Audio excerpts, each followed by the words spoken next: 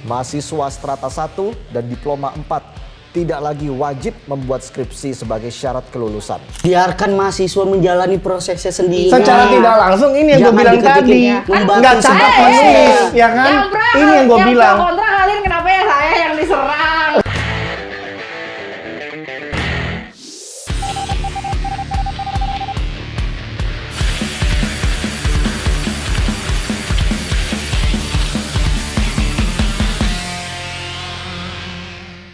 Halo, balik lagi sama kita di Emang harus kayak gitu. Halo. Jadi Supaya gimana, kita gimana? bersemangat hari ini. Iya, gimana? Karena kita akan membahas topik yang lagi naik. Wah. Dari berita, yaitu Puan Maharani dukung penghapusan skripsi S1. Aku setuju itu. Sabar Bang, Oh, belum Bang. Belum dibagi ya. Iya, kita akan main pro kontra. Jadi tadi kita sudah berdiskusi dan Ucup akan menjadi tim kontra, Verlin akan menjadi tim pro. Yeay! Merdeka! Oke. Tapi kita bahas dulu, Pro. Puan Maharani dukung Ya, kontra penghapusan skripsi S1. Lu pro atau kontra? Iya, pro dong. Pribadi udah dulu, dibagi. pribadi dulu. Oh, pribadi gue ya, gue setuju sih. Setuju. Kalau lu? Sangat setuju sih. Oke. Enggak. Tergantung apa namanya penghapusan skripsinya ini tujuannya penggantinya ini apaan. Ya jelas untuk mempermudah lah. Ya, betul. Sabar dong. Kan gua ini penengahnya. Oke. Ya, Ya, betul. kalau lu kenapa lu setuju sama penghapusan skripsi? Karena kan padahal skripsi itu adalah hal yang penting sebenarnya dalam perkuliahan. Buat gue skripsi berdasarkan apa yang disampaikan ya tadi bahwa Puan Maharani mendukung penghapusan skripsi sebagai syarat kelulusan karena munculnya berbagai faktor pastinya. Salah satunya adalah angka kelulusan mahasiswa yang menjadi di atas 4 tahun, kemudian berbagai faktor penghambat lainnya, itu menciptakan atau itu tidak mewujudkan yang namanya kemerdekaan belajar. Oke. Kalau lu Ucup, kenapa lu Harus kontra ya gue. kontra? Oh, Iya. harus kontra. Harus. Harus Nggak kontra, seru Bu. kalau semuanya pro. Udahan. Oh iya betul. Gak bisa kayak gitu, Lin. Iya. Kalau misalnya skripsi dihapus, lu nggak bisa ngerasain apa yang gua rasain dong. Jatuhnya Ya kan? dendam. Jatuhnya dia dendam. Enggak, bukan dendam. Secara di dalam skripsi itu kan ada prosesnya kan. Lu mengejar-ngejar dospem, apa namanya skripsi lu dicoret-coret. Ya.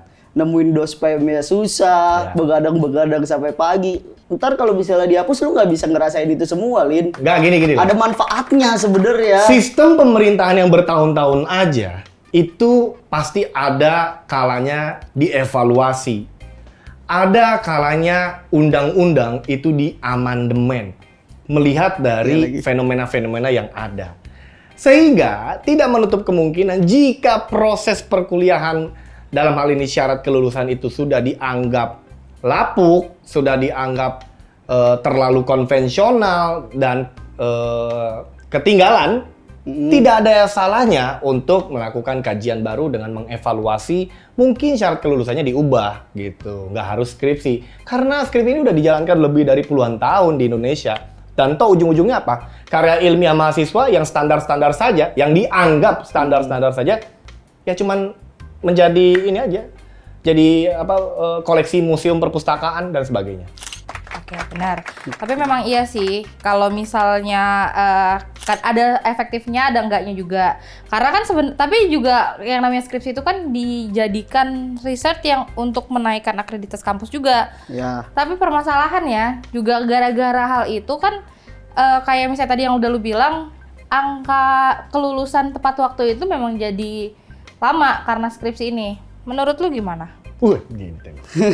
Tapi memang iya maksudnya Iya. kayak jadinya kan ada yang di DO gara-gara atau mungkin lama lulus ya karena Ya. skripsinya nggak kelar-kelar. Mahasiswa abadi lah bahasanya. Ya. Kalau itu sih tergantung si mahasiswanya menurut gua, bukan salahin adanya skripsinya. Karena kalau misalnya lu tetap memprioritaskan buat ngerjain si skripsi atau nyelesain si skripsi ini, gue yakin bisa selesai. Banyak teman-teman gue yang kerja sambil kuliah, sambil ngerjain skripsi, sampai begadang-begadang, sampai ngerelain izin-izin segala macam buat ngelakuin proses skripsi, ya kan? Tapi tetap bisa selesai, tergantung prioritasnya. Ini si mahasiswanya mau nyelesain atau enggak, jangan salahin skripsinya. Kalau lu Len? Gini ya, analoginya gini.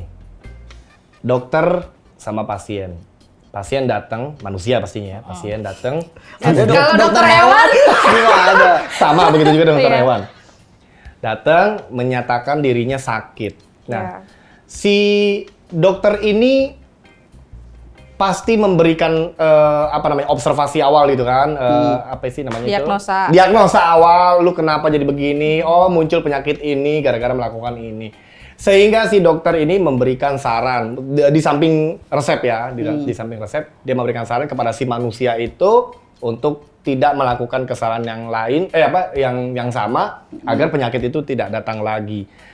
Sama seperti metode ini, artinya ketika si pemerintah dalam hal ini melihat ada fenomena yang janggal, adanya angka kelulusan mahasiswa yang di atas 4 tahun tidak tepat sasaran, bahkan ada yang di DO, maka akan sama seperti yang dilakukan dokter tadi, memberikan saran, mensuges atau merekomendasikan agar metodenya diubah, caranya diubah, dievaluasi, agar tidak terulang lagi nih kejadian seperti itu. Mudah, analoginya seperti itu. Yang disalahkan bukan si penyakitnya. Nah, dalam hal ini bukan skripsinya memang yang disalahkan, tapi metodenya aja. Metodenya diubah. Metodenya kan skripsinya, Lin, berarti, Lin. Ya seperti itulah kira-kira. Iya kan? Iya. Iya, tapi benar jadinya metodenya yang diubah. Iya dong. Buktinya masih banyak yang lulus dengan menyelesaikan skripsi. Oke. Iya kan? Ya, oke. Dan kita pun juga lulus. Benar. Tapi yang menjadi masalah untuk sekarang-sekarang ini, selain ya walaupun mungkin sudah ada lah orang-orang yang memprioritaskan Ya. skripsi supaya lulus. Ya. Tapi banyak juga jadinya kayak ya udah gue kerjain skripsi sekedar lulus nih, fenomenanya ada. Banyak. gitu. Jadinya tuh dia tidak punya kecakapan dalam menulis atau merangkai skripsi ini. Menurut lu? Ya itu betul, kecakapan menyusun sebuah skripsi ini akhirnya si mahasiswa mencari jalan pintas, mencari cara-cara yang mudah, menghalalkan segala cara supaya dia bisa menulis, ya kan, bisa menyusun skripsi tadi, karya ilmiah tadi. Ditambah lagi variabel lainnya adalah pada proses penyusunan itu adalah ketika maraknya Copy paste. percaloan, Joki skripsi. joki dan sebagainya, sehingga itu menjadi menghalalkan segala cara. Kemudian juga dari sisi dosen pembimbingnya, ya kan, itu membuat munculnya hambatan-hambatan baru bagi si mahasiswa untuk cakap menulis gitu. Menurut gua dari situ awal akarmu ininya. Asal muasalnya gitu loh. Ya. Sebenarnya kalau misalnya ngomongin soal kecakapan dalam mengerjakan skripsi sendiri kan ada di semester 6 atau 7 itu, kalau di gua waktu itu ada yang namanya Kapita Selecta atau metode penelitian kualitatif maupun kuantitatif. Itu kan bekal-bekal lu buat ngerjain skripsi. Jadi lu udah tahu nih apa yang harus dilakuin nanti ketika lu ngambil mata kuliah skripsi ini. Nah, cuma mungkin emang yang jadi permasalahan di soal dospem yang tadi mungkin yang lu bilang, ada beberapa dospem yang susah banget buat ditemuinnya karena dia sibuk lah segala macam. Nah, ini yang sebenarnya yang jadi persoalan kalau menurut gua. Kadang dosen pembimbing itu nggak benar-benar memprioritaskan mahasiswanya. Mahasiswa ini benar-benar dibuat kayak dikejar, lu harus ngejar-ngejar dia lah segala macam. Kasarnya ngemis segala macam lah. Ada yang sampai bawa-bawain makanan biar lebih mempermudah.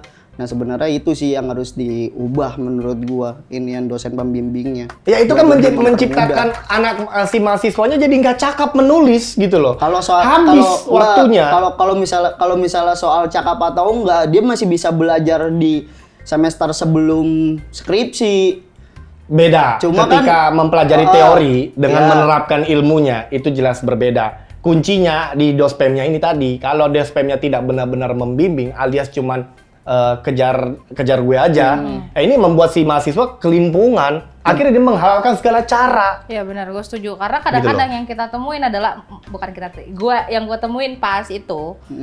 Gue punya 2 dospem, yang satu sama 2 untungnya mereka ya partneran, jadi kayak ya udah, yang penting 1 ACC 2 oke gitu.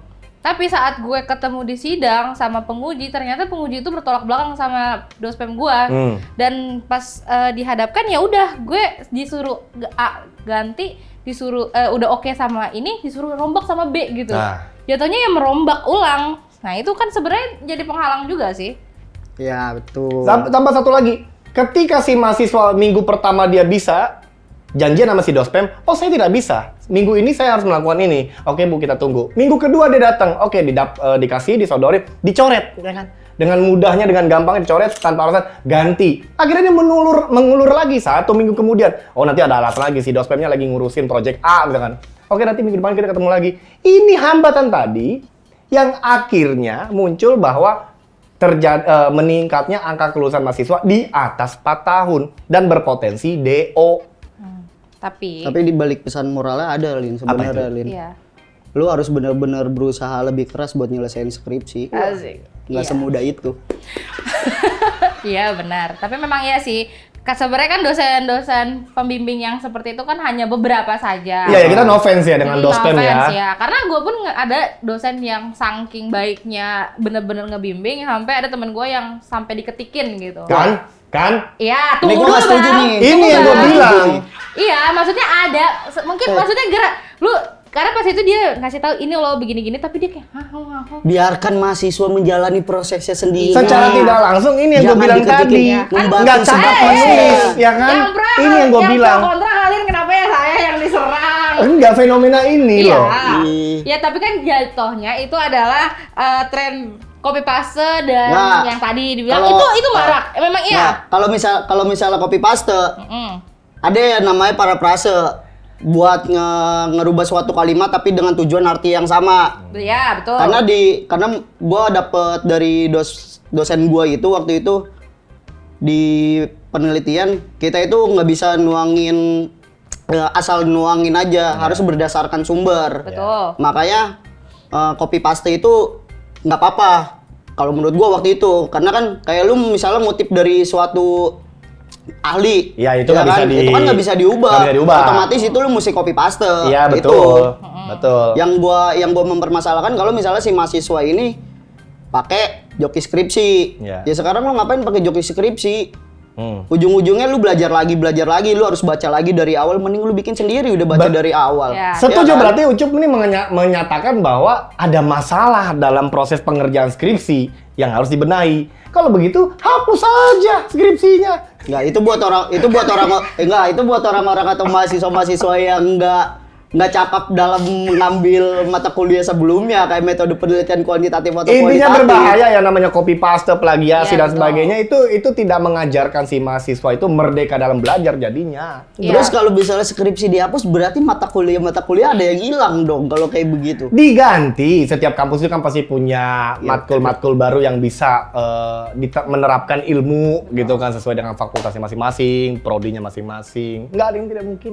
Ya, tapi jatuhnya kan kalau skripsi ya sebagai penilaian kelulusan mahasiswa yang kurang subjektif. Apakah iya, Mas Ferlin? Gimana, Ras? Skripsi sebagai penilaian kelulusan mahasiswa yang subjektif. Ya betul. Kenapa? Ya karena tergantung like or dislike nih antara si dekan, dospem, dosen penguji Wah, pada iya saat lagi, itu ya kan. Emang iya. Ini fenomena yang tidak bisa ini. Itu dimulainya dari kapan? Dari saat mulai menyusun skripsinya. Hubungan kita dengan si dospemnya. Iya benar, gue setuju nih yang ini. Akhirnya jadi viral. Sorry, Ini gue setuju viral sama kok di Twitter banyak di medsos yang menyebutkan bahwa dospem itu harus benar-benar kita gitu. Itu oknum kayaknya. Gua enggak kok. Buktinya gua lulus aja dengan judul pilihan gua sendiri secara gua mikirnya dulu nggak kena jurusan gua broadcast kan. Jadi gue nelitinya tentang film dan Nggak. itu di ACC. Gini loh. Itu menurut minat gue sendiri. Iya, Berarti betul. kan nggak dibatasi Betul, ya kan? betul. Tapi kan jatuhnya sebenarnya memang kita harus menjaga relasi juga kan, karena Iya. mungkin lulus cuma dengan catatan Iya. gitu. Penilaian itu, pengujian itu tetap subjektif, Cup. Kenapa? Karena mereka hanya mendengarkan apa yang mau mereka dengarkan. Betul, setuju. Makanya Enggak. jadinya subjektif. Enggak. bagaimana cara menilai mahasiswa ini terkesan objektif sih pengujinya adalah suruh mereka menciptakan project, mengerjakan project. Nilailah, evaluasilah project yang mereka lakukan. Itu jauh lebih bagus. Karena itu menerapkan ilmu yang dilakukan mahasiswa ketimbang lu cuman bicara presentasi. Ini udah bicara like or dislike, udah jelas kok. Nah, kalau misalnya subjektif gue nggak setuju sih, karena kayak tadi lu bilang catatan panjang segala macam itu kan buat memperbaiki skripsi kita agar hasilnya lebih baik kan. Sekarang kalau misalnya subjektif, gue nggak merasa subjektif sih, karena gue dapet revisi itu kayak misalnya di bab 1 gue, karena kamu ngangkatnya tentang kekerasan seksual di dalam universitas atau perguruan tinggi, masukin undang-undang tentang penghapusan kekerasan seksual atau UU TPKS waktu itu deh, panjangannya apa gitu gue lupa. Nah itu kan objektif, menyesuaikan dari judul skripsi yang gua ambil, dari yang gua kerjain, itu objektif, nggak subjektif menurut gua. Tapi kalau misalnya kejadiannya adalah kayak gini, misalnya yang sudah kita jadikan nih, misalnya punya gua, terus menurut pandangan si dosen A, dari sudut ini harusnya pandangan dia tuh begini, sedangkan dari pandangan B, dosen A sama B aja bisa beda nilainya, padahal hasilnya sama. Itu gimana? Itu kan sebenarnya bener subjektif. Ya itu subjektif. Tergantung dosen nggak sih? Iya betul. Ujung-ujungnya. Nah tapi kalau misalnya lo adalah pro penghapusan skripsi, apa kira-kira yang harus diberikan atau penggantinya skripsi? Kembali lagi ke tema besarnya adalah kemerdekaan dalam belajar. Berarti si mahasiswa punya kebebasan untuk menerapkan ilmu mereka. Mungkin harapan gua kepada semua kampus, terlepas nanti digolkan atau tidak kebijakan ini, pada intinya adalah si mahasiswa ini harus diberi kesempatan untuk menerapkan ilmu yang udah dia dapat selama 4 tahun. Ya kan, entah seperti program apalah atau project, mengerjakan sesuatu. Untuk penilaiannya kita serahkan kepada penguji. Itu aja, jauh lebih objektif itu kalau menurut gua. Kalau menurut lu? Itu sebenarnya gue setuju. Gimana? Oke. Kalau gitu enggak dong. Nggak, kalau misalnya ya sekarang kalau misalnya dihapus buat orang-orang yang mau lanjut S2 nanti, gimana? Sementara gue pernah dapat dari dosen gue pernah nanya soal S2 itu kayak ngapain aja. Katanya S2 itu lebih banyak penelitian, ya kan? Kalau misalnya lu di semasa S1 lu nggak ngelakuin penelitian, gimana lu mau ada bekal buat lanjut S2 nanti? Kan bakal mempersulit lagi nanti kalau misalnya lu mau lanjut S2. Ya itu gitu resiko kepada mereka yang mau maju ke S2. Solusi buat masalah itu apa? Kalau misalnya memang skripsi mau dihapus, ya begitu paling. Baiklah, kalau begitu mungkin kalian punya tanggapan lain tentang penghapusan skripsi. Tapi hapus dan tidak hapus, balik lagi ya sama siapapun yang nanti mengesahkan. Bagus ya pencitraannya. Iya. Ya, begitu. Gue kenanya kontra lah ya. Ya udah. Sampai ketemu lagi di